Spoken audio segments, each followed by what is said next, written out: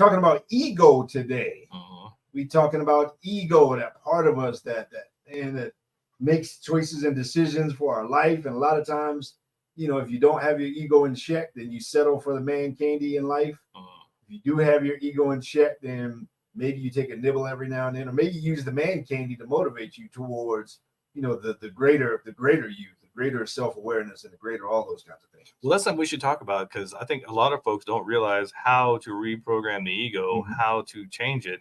And that starts with the subconscious. It starts with the programming, and it starts with taking ownership, taking time to consciously add thoughts, positive thoughts, thoughts of things you want, instead of allowing that current of programming and stuff that just running in the background. You can change those things. I know most of us think that just those voices and all this stuff just runs and there's nothing you can do about it. You can.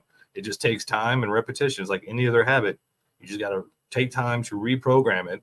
Meditation, prayer, chanting, mantras, things like that are great ways to, because what you're trying to do is override the subconscious mind so that it's no longer doing those negative thoughts that you don't want. It's no longer putting out those reactions that you have, your ego has in that moment. You can actually change it to a more positive. That's why everybody says, you want to do an appreciation, journal in the morning. You want to make sure you meditate in the morning so that you can program your day. You can make intentions of how do I want this day to go.